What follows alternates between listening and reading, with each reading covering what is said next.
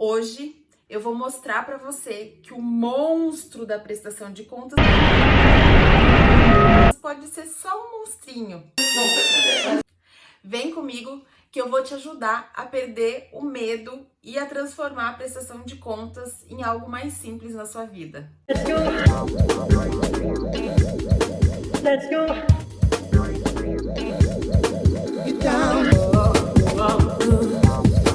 Let's go. Assim, o prazo é curto? É. Fazer uma prestação de contas até o fim, depois de terminar de executar o projeto, é quase um desafio. É desesperador?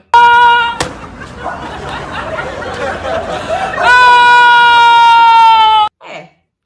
Mas a gente vai te ajudar aqui nesse vídeo e nos próximos posts do QG a simplificar um pouco esse processo, a te ajudar a se organizar.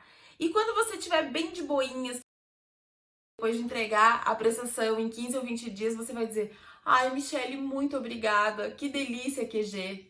Esse é o nosso objetivo. Você é tão poderosa quanto a Beyoncé. Eu não vou dizer que é simples, porque não é. Esse aqui é um relatório de prestação de contas pronto, tem 282 páginas.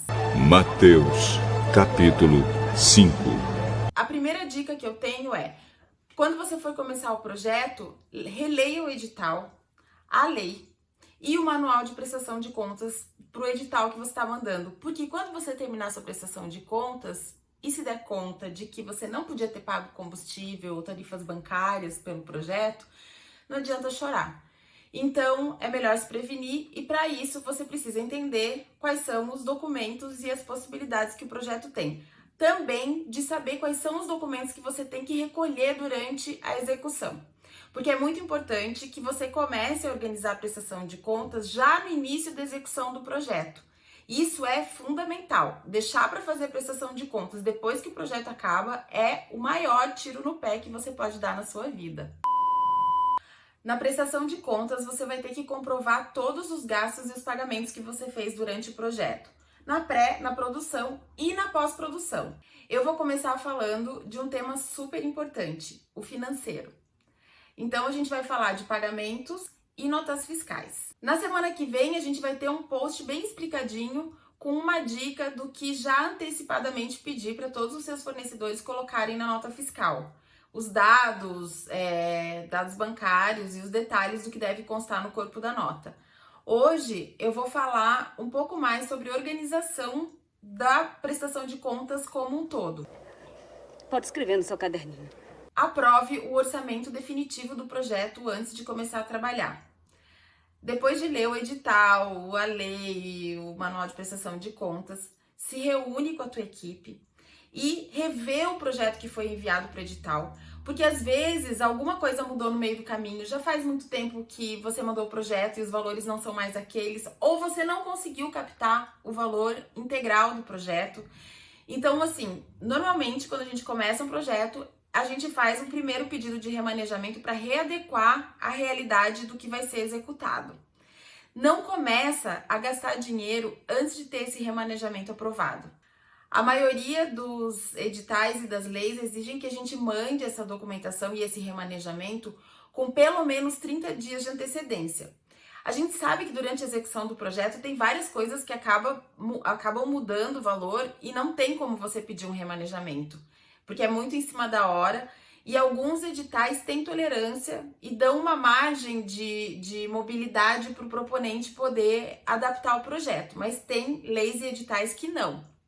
Então, presta atenção e não realiza nenhum pagamento, não comece a executar o teu projeto se você não tiver absoluta certeza que esse edital permite que você receba ressarcimento depois ou que você tenha flexibilidade para remanejar o projeto sem autorização de uma comissão.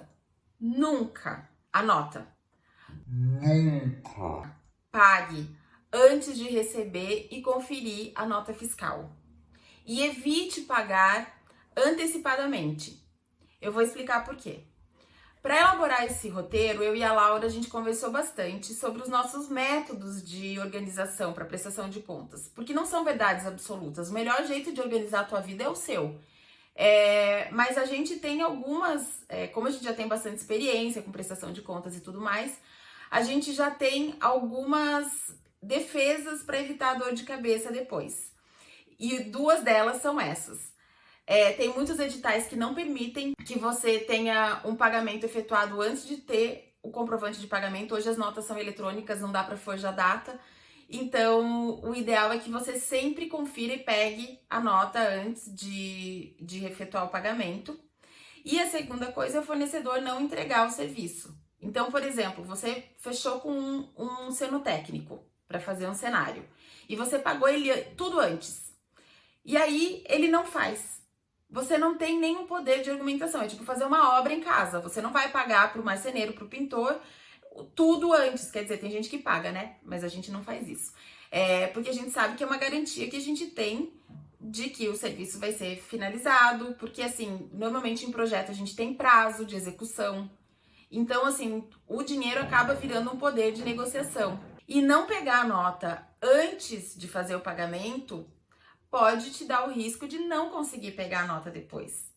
E aí a sua prestação de contas vira uma procissão de contas. Organize uma planilha.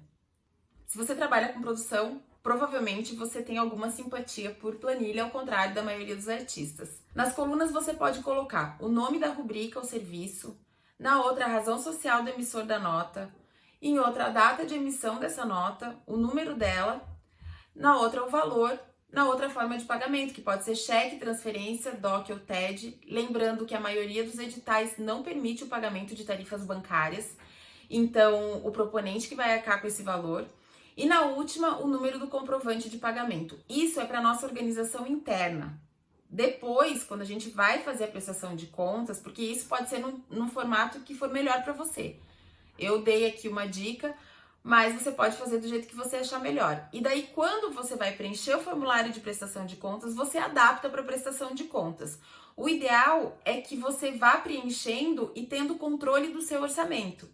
Então, mais do que simplesmente pensar numa prestação de contas, é pensar na administração do projeto. Para mim, o segredo da prestação de contas é a planilha. Uma planilha bonita, organizada, bem feitinha. É isso que vai matar o seu monstro. A prestação de contas é a parte mais complicada do processo. A gente só faz ela depois que o projeto está realizado. Você não vai ter tempo para poder corrigir algumas coisas. Então, assim, já passou muito tempo da primeira nota que você pegou. Então, é muito importante que você se organize durante o processo. No próximo vídeo, a gente vai continuar falando sobre prestação de contas, mais especificamente sobre preenchimento de formulários e algumas outras dicas de organização.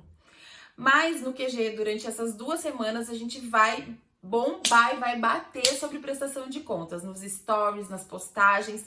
Então, assim, se você tá interessado ou interessado no assunto, ativa as notificações. E se você tem mais dúvidas, manda pra gente. Quanto mais a gente puder responder os questionamentos de vocês, pra gente melhor. Então, até o próximo vídeo. Eu espero que você tenha gostado e bora produzir!